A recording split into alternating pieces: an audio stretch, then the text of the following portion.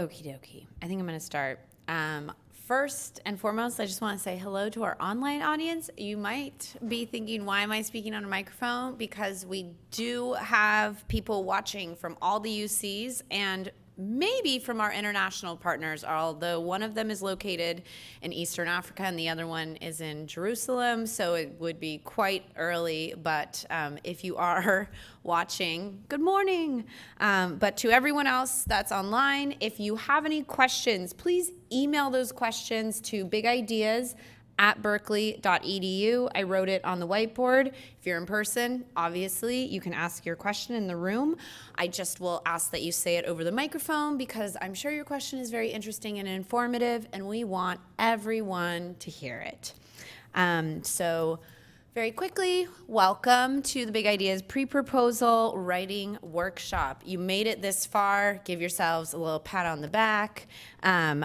To my right, I have Cherikai Makari, and she is our Innovation Ambassador for Cal, Berkeley, and we do have another Innovation Ambassador, Tristan. So the Big Ideas staff advisors, we do a lot of things, but this program would be nowhere without the students that help support it. And I also, because this is a student-run contest, we should have student representatives speak to what the contest means to them, how they benefited from it, and we want to keep that circle going. So we always love having feedback, but just in my role of doing advising, doing info sessions, speaking to your big ideas, I trust Kai and Tristan to do the same.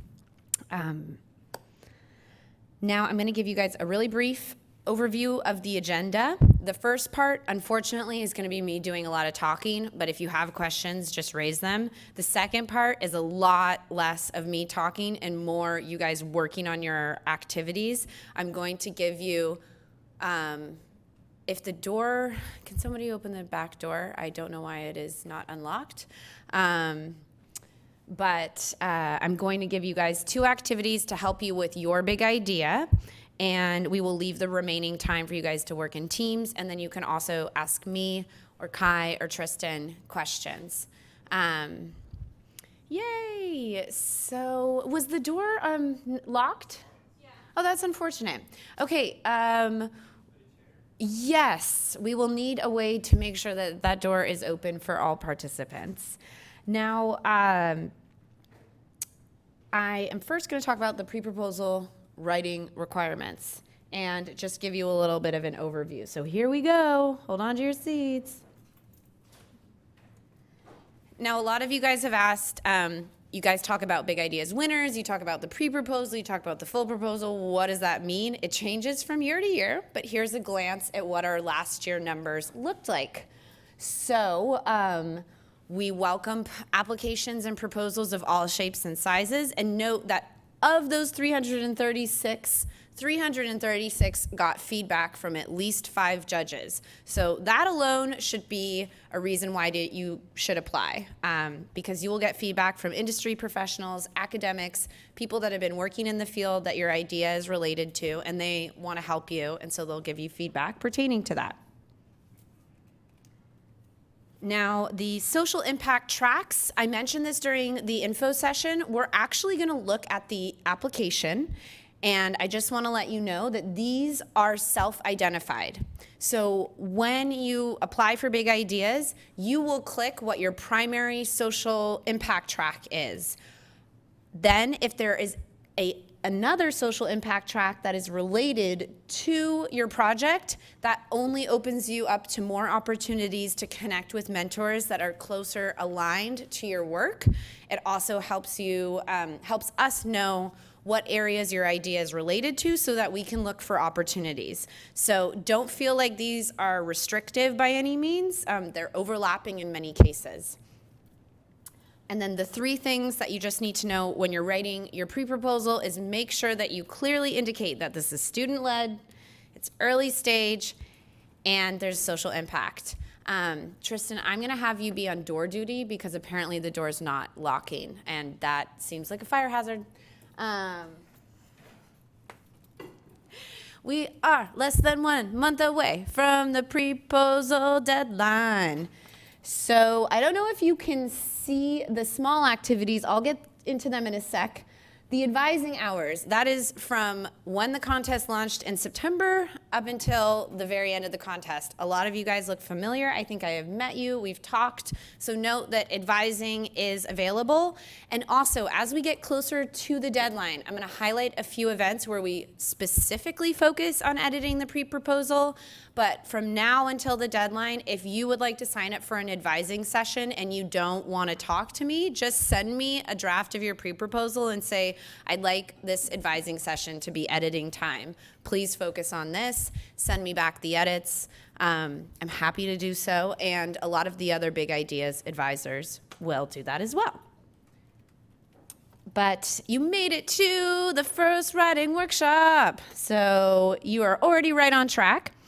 Next week, I just wanted to highlight that we have a circular economy researcher and sustainability expert, Rachel Zombach. She is doing a workshop just to anyone interested in trying to incorporate sustainable design principles into their life, into their project, into their big idea. And so if you or anyone you know, regardless of whether they are applying for the contest, is just interested in understanding what those concepts mean and how you can directly integrate them, that will be on 10/29, so that's next Tuesday at 6 p.m., and that will be live streamed as well. For those of you that were so patient with us, the power outages did make us have to reschedule Innovators at Cal, so that new date is on November 5th. And everything is the same except the date. So just November 5th, Innovators at Cal. We hope to see you there. I know some of you guys are pitching, so yay. And then we have another writing workshop which focuses more on how you bring all the elements of the pre-proposal together. Then we have an industry advising clinic. If you were like, okay, big ideas, you guys are great, but I really need someone with like a very specific focus, we're gonna try and find those industry experts and we will give you dedicated time to speak with them.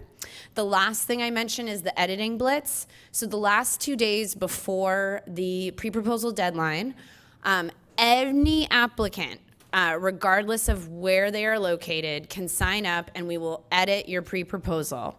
Sign up early, sign up often, because we are a UC-wide competition. And so when I made that little offer for editing your pre-proposal, I can do that whenever. If you guys feel ready, I am ready for you. But note that we do have hours specifically dedicated to that, but they tend to be quite busy. And then obviously the pre-proposal deadline, November 20th, 2019, at 12 p.m. Pacific Standard Time. I'm going to say that date so many times, you're going to be like, okay, it's tattooed in my brain, but this is what you need to know. And that's the deadline. You guys are able to apply now. You are able to save your drafts. So by no means is that the only date that you can apply. You can apply up until that date. Now, the judging criteria, I'm going to go over that really briefly because I talked about that a little bit.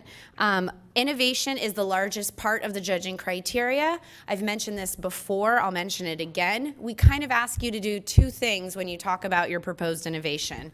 We want you to talk about the potential it could have for impact, so that is grand scale, but then we want you to start with something specific. So if I were able to give you $10,000 and just unlimited resources, where would you start? We need to know those two things in order for the judges to know that you have a good grasp on how you would scale your idea from inception to iteration. Then the next one is social impact. In a nutshell, what is the impact? Other competitions want to know what that return on the investment of that idea is. We want to know what the return on the community is, ROC.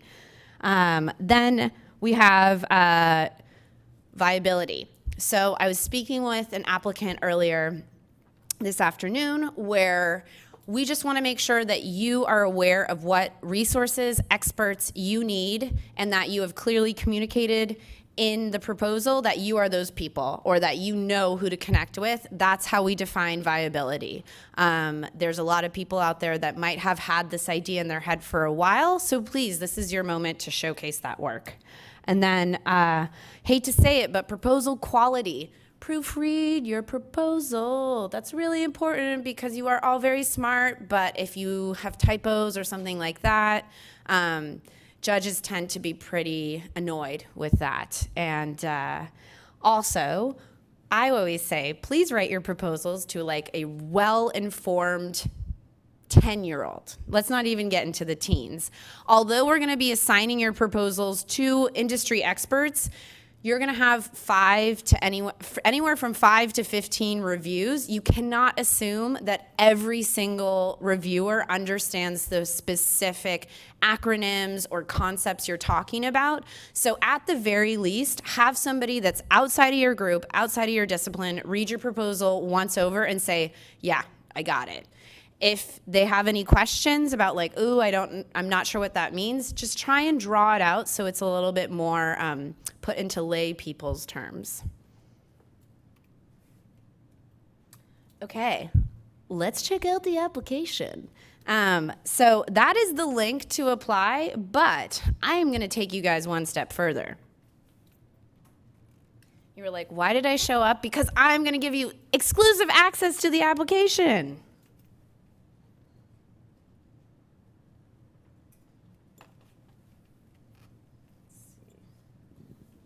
It's actually easier if I do this. So what we will do when you want to apply, you will go to bigideascontest.org/apply. You see this big button on the left-hand corner? You'll click on that button. When you click on that button, you will be transported to the Wise Hive Big Ideas Pre-Proposal Application Portal. Please note that this is a test application. You will be asked to log in. If you have applied for Big Ideas in the past, please use that email address. It's okay, you can reset your password, but if you have ever applied for Big Ideas in the past, it will remember that, but because it's a new context year, it might not remember the password. You might not remember the password that you used to have. So what you can see is since I have been testing the application, I've also saved my application. You can sign in right now, you can start working on it, and you can press save, and you can still come back to it. The first thing that you will be filling out is what the social impact track you're applying under. You can see that I can apply under many different things. If I choose other, let's say that I don't think any of the social impact tracks apply to my project, then you are also allowed to do that, and you can put in the space what that social impact track is. I said knitting. I'm hoping we don't get a lot more knitting, but that's fine. No judgment. And then additional social impact tracks, you can list those as well. And those are ones that you think cross over your idea, touch on your idea either directly or indirectly. I'd be surprised if you didn't have any of them. If you don't, let us know. Then we get into some information, which I'm quickly just going over because I just want you to know that a lot of this information is for us to ameliorate the program, to make it better, to see the feedback you give us. We analyze it, we look at it, we want to make the program better for you. So please take about 20 to 30 minutes to fill out the application. And then note that the second page, the project information, is where you actually put in your pre-proposal name, a website if you have one. If you don't, that's totally okay. Where your project activities will take place. You could also say, like, not sure. You will be asked to give a 50-word and 150-word executive summary. Note that you are allowed to say that this pre-proposal can be disseminated to the public or not. If you say no, the only thing that will be shared to the public is your 150-word summary. We will not share your pre-proposal. We will not use it for educational purposes, and the judges are signing confidentiality agreements, so they will not be sharing your pre-proposals without your consent, and this button is an extra way for us to figure out how we can best support you and your big ideas. and then you can upload the pre-proposal. Note that the pre-proposal upload file format is PDF. It's nothing else, so please just upload it as a PDF.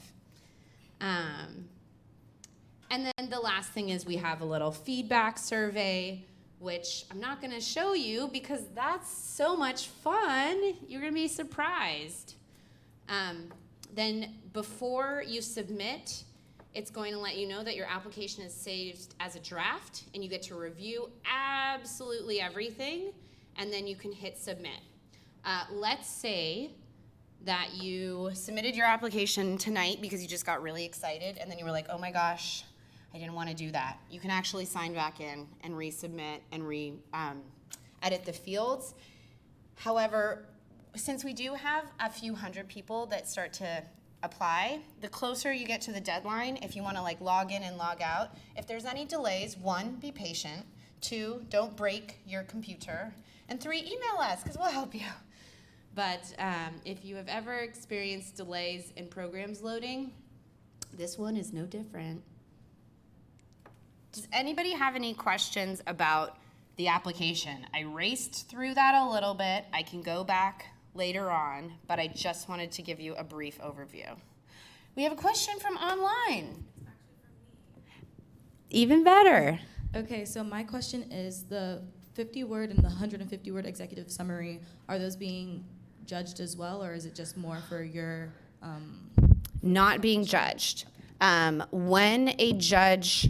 Well, actually, let me unpack that a little. When a judge receives your proposal, the very first thing they will see is the 50-word summary.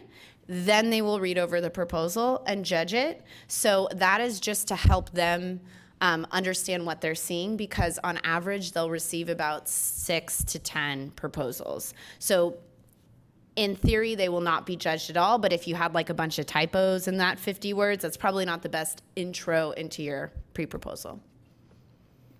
Oh, yes, and then here, Tristan, can you be the mic man?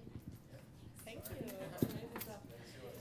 Yeah, I was just wondering, because you mentioned when it's shared to the public, do you mean it will be just on the website, or like are you actually sending it out, or what would be basically like the benefits from putting it out there? Yes, the short answer is yes, just on the website. But because we have a lot of foundations, companies, people that are like, ooh, we want to get in early on those big ideas, they already know to come to the website to see those project summaries. But as we talk about in the application, if you want to publicly disseminate your project, we will use that and help you get in touch with other resources. So many times people will say, hey, I heard about this great project and I heard that they applied through Big Ideas. I'd love to be connected with so-and-so, or I'd love to kind of see what they did. If that happens, we would contact you and say, hey, so-and-so wants more information. Do you feel comfortable sharing your pre-proposal? And then the way that person responds is really up to them. They can say yes, maybe, no, only this part, not that part, or I don't want to talk to them. All of the choices are available.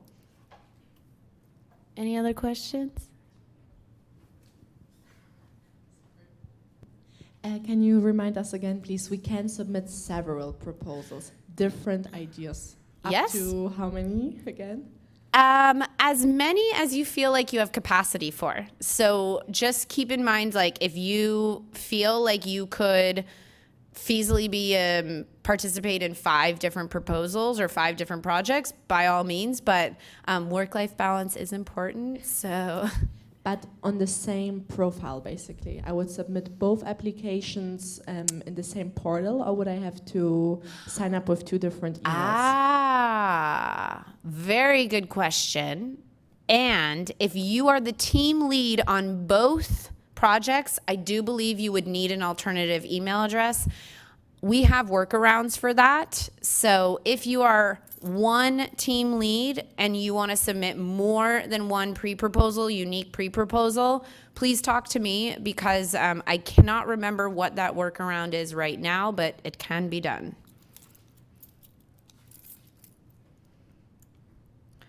Thanks. I think that mic died, so you guys will just toggle. Oh, okay. Oh, I went too fast. Pre-proposal rules. You guys can read. You got any questions about those? Now, we just have the 1,600 word limit, just as like a way for you guys to focus. Some people like to focus on pages. Some people like to focus on word limit.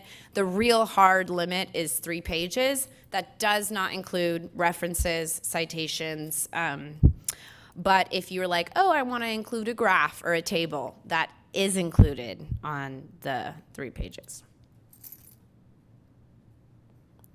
No questions. Moving on.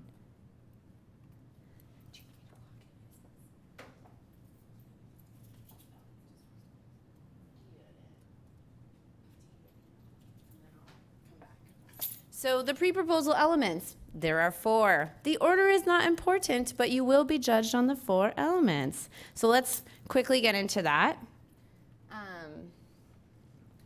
So the problem statement, if you guys have done any advising or talked to me, it's really just about clearly showcasing what part of the problem that you want to address.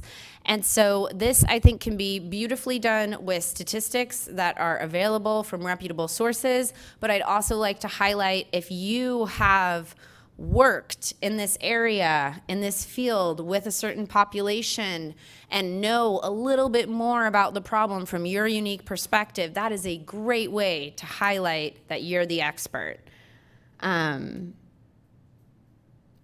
Personal anecdotes work as well. I have seen one proposal that wanted to make a global change, but used an anecdote of a case study with one individual. So it was like, imagine you're young, imagine this, imagine that. This is the reality for 50,000 Americans. I thought that that was a nice way for you guys, for the reviewer to kind of feel like they understand the problem, but then are able to step back and say, oh, wow, this is applicable, or this affects a lot of people.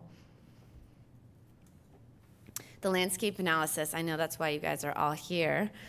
So I have a whole separate PowerPoint for this. We have activities for this. I'm going to breeze over this because I am going to annoy you with how much we talk about this section. And then the proposed innovation. So this is your place to shine. A lot of competitions want you to write a proposal as if you have everything figured out. We don't want that. We want you to be honest about what stage you are, either in your research or discovery process. And if you can clearly highlight which areas you need help in, even better. If you make those areas or those asks specific, that gets judges super excited because they can say, oh, I know that person. Oh, I know that resource.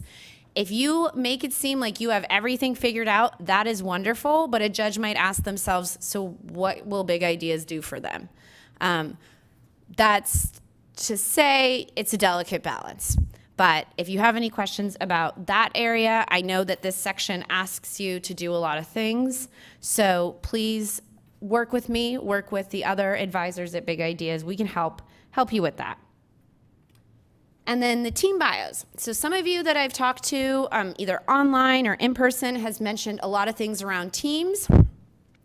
You don't have to have your fully formed team. You can use this section also to call out somebody you would like on your team. So there was one project in particular. She was a team of 1 when she signed up in the pre-proposal, but she highlighted 2 key roles she needed, a marketing role and somebody that had kind of like an operations background that could just kind of handle the intake of all the requests she was getting. And she found those 2 people before she submitted her full proposal because she basically wrote it like a job description, and Big Ideas was able to help her. She was able to do some marketing on her own. This is also the section where you can highlight the diversity of the people on your team. Now, what does that mean? It means that if you have 5 computer science guys on your team, but your issue is a global health issue, that doesn't seem like you guys are bringing your different strengths to the table. But if a few people on that team also have a background in global health, or also have worked with Doctors Without Borders, or have done something in their life that would make them a good team member, highlight that portion over the part that makes them sound the same to everybody else. Does that make sense? Cool. Oh, yes, question in the back. Show us where it's at. So in our project, the teams are still a little bit fluid. Is that fine that some people are, let's say, on the bios here and then not on the second one? Or? Totally fine. Team dynamics change, team leads change. You could have no people on your team now and then a lot later. Whatever that process is, it's okay. The thing that I wanted to highlight that I forgot to mention is the team bios is really just to talk to the judges about who on your team is valuable. The application will ask you just for the student members, because that's for our internal data purposes. So many times you will see a team bio that has me, Kai, and Tristan, but on the team application, it's just Tristan and Kai because they're the only students, and I am not a student anymore. Does that make sense? Okay, but yeah, team size, unlimited and fluid, we get it. It's early stage, things change. Pre-proposal example, yeah. Okay, so in the front, you might have seen this pre-proposal called Pika Pen. Now, this was a pre-proposal that we've had a few years ago, and what I want to talk about is I want to give you guys about 5 minutes to just look over the pre-proposal, and then we're just going to talk about a few of the strengths and weaknesses of that pre-proposal. I think it's a really good way to kind of look at something that somebody else has done and then figure out how this would be helpful for your own pre-proposal. Please note that even though this pre-proposal is a bit technical, some of the best pre-proposals we've ever seen are not technical in nature, have no images or graphics. This pre-proposal is also located on the website under rules. If you scroll down, there's 3 different examples we have, and I chose the first example, which is Pika Pen. So we'll take about 5 minutes, and then we will go on the board and we'll just highlight some of the strengths and weaknesses of the pre-proposal.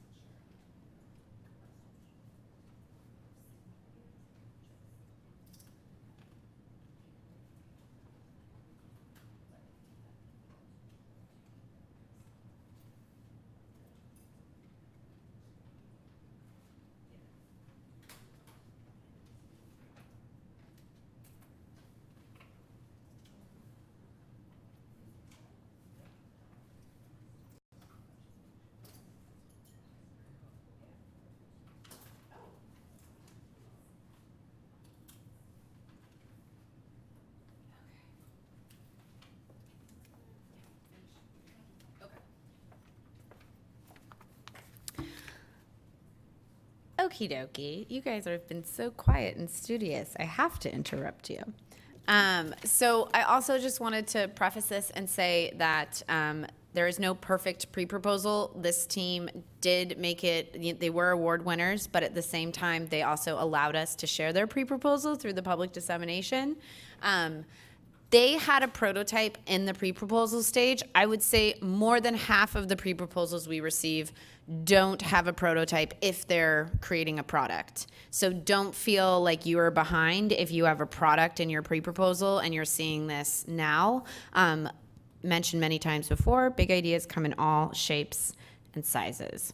So Tristan's gonna come around and Kai is gonna write down some of the strengths and weaknesses of the pre-proposal, but I thought that this would be a good way for you guys to start interacting a little bit. So this was just like perfect. It was like amazing. It was so wonderful. It was horrible. Nobody liked it. Yeah. Mason? Yes. They have solid data to back up the problem. Great. So like mix of statistics and like interviews. I think it's interesting that they've given a rough breakdown of what they need the money for. Yeah. Oh, also, your pre-proposal does not need a budget by any means. That is something we only talk about in the full proposal. So if you haven't heard me say anything about it, it's because you don't have to talk about it. But what you pointed out was, they did mention what they would use the funds for. That's okay.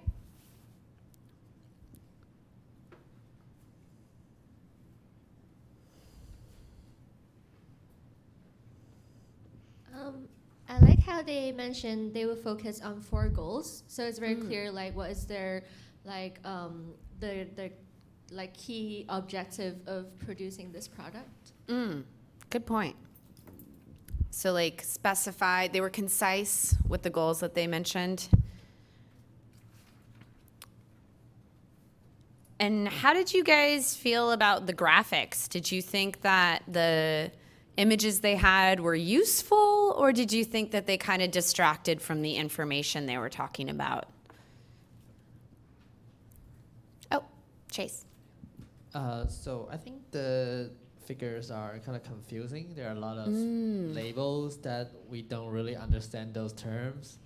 Good point. And yeah, so I have no idea what those words mean, and it does not help at all for me to understand what this product is. Wow. No, that's great. And I'm hearing 2 different weaknesses. So one is like, did not describe what the figures are and using words that you don't understand. So if the figures are not descriptive or directly related to the information you're talking about, don't assume that the reviewer knows. And then also, if you're using technical language, be very specific to define what you're talking about if you're starting to get a little jargony.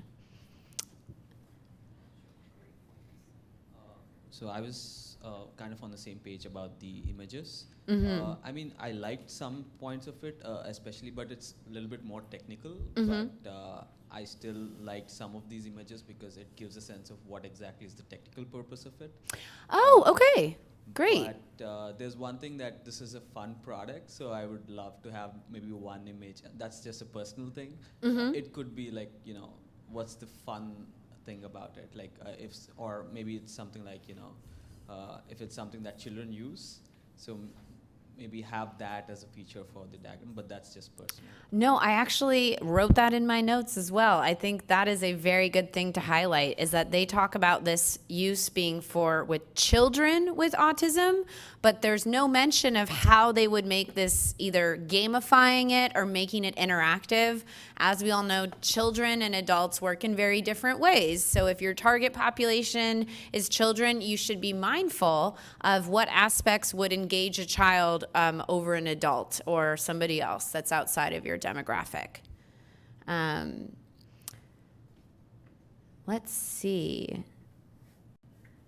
So one thing, I don't know if you noticed or not, they didn't really talk about their barriers to implementation. So, and before I talked about the fact that you're allowed to be honest about what stage you're in, they have a very great proposal in a lot of ways, and they talk about some things they want to do, but it makes it seem like literally time is the only issue and they're just going to implement this. I think it would have been helpful for them to just kind of highlight a few different parts that they might need some direct help with. And then in addition, something that goes back to what you were saying with the child is that they have some great statistics and data, but not about their target population. So there's no statistics or data about children with autism, but there are a lot of other statistics and data. So it is a very, it's a delicate dance. You want to provide statistics, but you want to provide them in a way that is relevant to the population you are serving. And then let me check online to see if there's anything.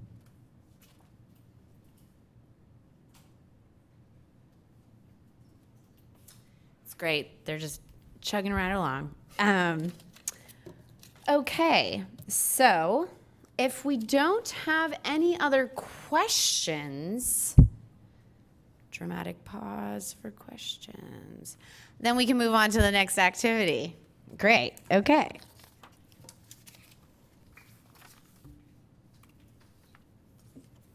Okay, so I've mentioned acumen, and you were like, okay, she keeps talking about acumen. What is the deal? Well, the deal is that we are a sponsee of Acumen, and they have this incredible resource library. The link is the access to the library's resources. They are free. I definitely have paid for these resources before a few years ago. So just because you have a student email, that's all you need to have access to them, but you do need to access this link. And the activity that I'm going to be referencing tonight does come from the first resource in their library, which is called What is Social Entrepreneurship?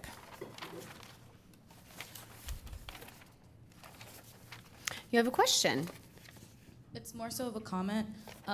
I really, really recommend utilizing all these resources because even though they have super, super great things like what it even is social entrepreneurship, which was really, really helpful to me because I actually did that module, but they also have really cool specific ones on like how to do a financial model centered around social impact and things like that. So it has really, really cool detailed things that can kind of like cater to what you're looking for specifically, as well as these really nice broad general things that you might need to know as well. So this is a really, really great resource, and I highly, highly recommend. I love the lessons so far. They're really amazing. Oh, yay. So what I'm going to do is I'm going to start to dive into the landscape analysis. Note that this landscape analysis comes by many names. It can be called existing solutions, your market mapping, competitive business analysis framework, landscape. The list goes on. However you want to call it is fine. I recommend in general, if you're applying for grants or proposals, use the terminology that the foundation or the grant making organization uses because they usually have to go through a lot of proposals. So I will recommend that you use our language of landscape or competitive landscape analysis, but prove me wrong. Move to the second stage and don't mention any of those things. I'm not always right. So the landscape analysis is essentially an overview of the people, places, programs in the space that you are working in. Please don't say that you have 0 competitors, because even if you don't, that's an indicator to the judges that maybe you have overlooked something. However, competitors can also be your friends. They can be potential partners. They can be, people that you would actually integrate your service or your big idea with. So don't trash talk them in your pre-proposal because you never know what kind of relationship you'll have, but also note that it shows that you've done the work if you're able to clearly showcase who else is trying to do what you're doing, and then it's also a great way to show, but we're doing it better. So I'm going to show you how this looks like. Now, this is based on what the judges have given us, is that they've found in the past that especially in the pre-proposal stage, the landscape analysis wasn't that strong. And so we kind of drew this to be like, what's a visual representation of where your landscape analysis lives? You get that it's a bridge? I did not go to art school. So the key thing is you're not asked to give us an encyclopedia. Just highlight the key competitors or people that fall short and where you pick up. So do it strategically. Be like, this person does this, but we do it 10 times better. Or this organization might do this, but don't get lost in the nitty-gritty details. And I'm saying this for myself as well, especially when I'm really passionate about something. I'm always playing devil's advocate. I'm always looking at it from multiple perspectives. That's where big ideas can come in and help you focus. So if you find like you're getting lost at this stage because you don't know which competitors to focus on and which ones you can't, I'm gonna give you some tools. You can also come talk to us.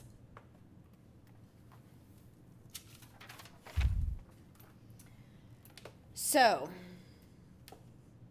this is kind of determining your value proposition. I'm going to breeze over this section because we're going to do a different activity. And then also note the difference between direct competitors and indirect competitors. Does anybody have any questions on what that means? It is written up there. But for the sake of not hearing me talk too much, I'm only going to answer questions if you have them. Great. Here are the tools. Here's what I really wanted to highlight. Now, you can have many different tools for how to create a landscape analysis. I'm just going to highlight 3. Before we even get there, though, you were like, how do I know who is a competitor and who isn't? Here is a very quick and dirty list of how you can set up some keywords and Google search. There's ways that you can like be notified anytime certain words show up anywhere on Google, and that's a great way for you to know who else is doing that.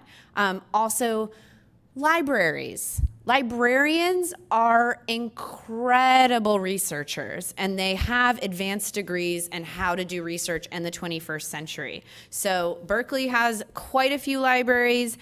Any librarian is going to give you a ton of advice on how to do research in a particular area, but I would say at Berkeley, they have directly let me know that they are very willing to help you do 21st century research on your big idea competitive landscape analysis. So my favorite of the landscape tools is the 2x2 matrix. And I like it for a few reasons. And I'm going to use the handheld mic to highlight why. So it's a great way to focus. You can put a few metrics of different themes. So this one is price. We've got affordable and expensive. This one is the transaction, whether it happens offline or online. Not only does that make you focus in on 2 different things that your competitors fall short of, but you're being realistic of where they fall in the marketplace. Air bed and breakfast might be affordable and an online transaction, but somewhere in here, you want to showcase that you would be right in the middle. You would be fitting perfectly into that analysis. Now you might be looking at this and you're like, no, that does not seem super helpful. And also there are pitfalls that if you find that all of your competitors are in one quadrant, you might want to rethink your X and Y axis or the different metrics that you're going to compare. The competitive feature analysis. I've seen this done in businesses many different times. I've seen this done with products, and I've also seen this done with services really well. So what you can do is you put yourself in the first column, you put your competitors in the other column, and then you put the different qualities, characteristics, metrics that you want to highlight. but don't make it seem like, don't choose, it's okay to not have this all figured out. I've already mentioned that before, but I would avoid doing this, essentially, saying that you are perfect and everyone else falls short, because once again, the judge might be like, well, you know, I still use IKEA, I still use these other resources, and I don't know what your idea is, so there must be something there. It's okay to be honest when you're using the competitive feature analysis, because also if they see gaps, a judge might say, oh, I know how to help them with that. Problem solved. This is my least favorite of the tools. It's very pretty, it looks like a flower, but like, why? Why are you making things so complicated that you've got all of these things? Now, some of you might see this and be like, whoa, this speaks to me. Then use it. That's great. But because we're early stage, I like clean lines. I think this is very distracting. But then again, I'm not a judge, and none of the big ideas staff are judges. So this might speak to somebody that is very familiar with the petal diagram. You have to be very, very specific about how your idea solves multiple problems when you use this. But I think that it would be also very confusing. It'd be a hard way for me to focus. Is there any questions about that? Haha. Okay, so the last thing that I wanted to kind of talk about was this Acumen competitive landscape analysis activity. So I have a few of these. Oh, yes, we got some questions.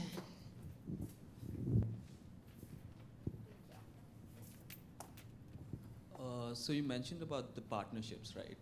So would that also fit in the same diagrams? Because sometimes this is more like a competitive or competitors, more than, you know, partners, or would that, should that be mentioned?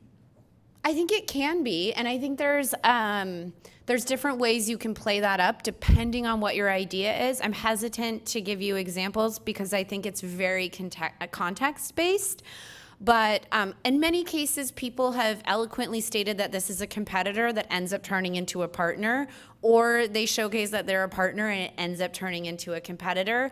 Just like team size and all the other things that come with early stage, we are understanding of that.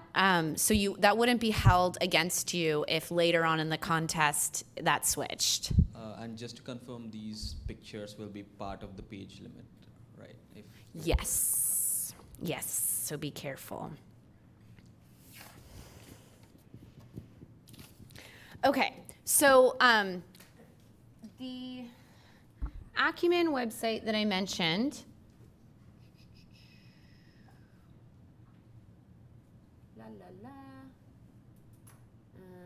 let's see.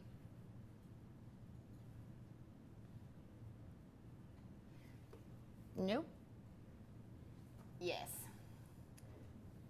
So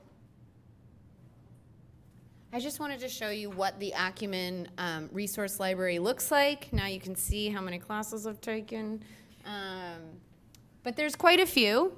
The activity that I'm referencing is a reference to the first course, which is what is social entrepreneurship.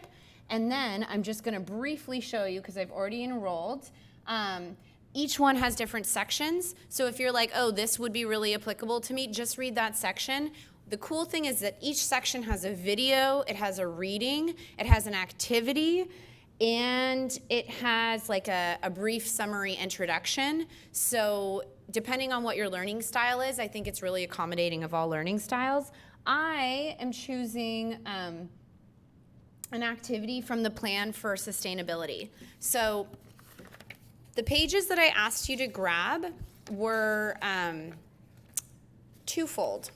The first one is I want to use the rest of this time, and I can go around and ask questions, for you to first think about the problem that you want to solve. That's the step one of the solutions map. Note that in this example, they might make references to previous readings.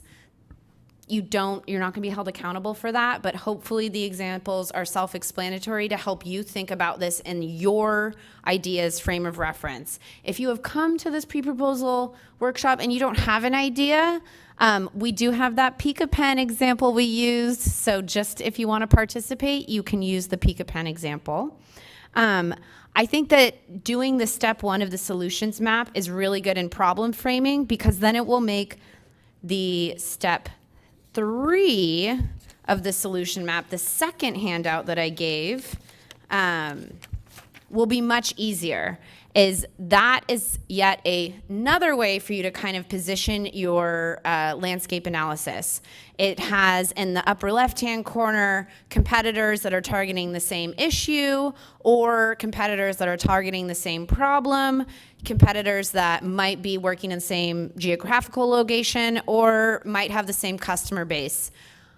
Acumen uses terms like clients, customers. Big Ideas does not. So note that if you don't have customers or your target population is something different, we are not discriminatory against that at all. It's just the verbiage that they use. So I'm going to leave most of the rest of the time we have until 7:30. I'm going to come around and just like talk with you guys. If you want to head out, you can head out. But one last time. Anybody got any questions? Yes. So again, a question about the team. What about students that are not UC students, like Stanford? Totally fine. But do we put them on the application for the first Yes. Yeah. Yes. So you can have the team lead has to be a full-time student at one of the participating universities, and all of the rest of the team members can be whatever. They can be team members from other schools, which you would put on the application, or they could be industry professionals, or they could be people that have never stepped a day of their life into a school, but show tremendous capability of helping your project. Does that make sense? Perfect. Great. Yes, we got a question.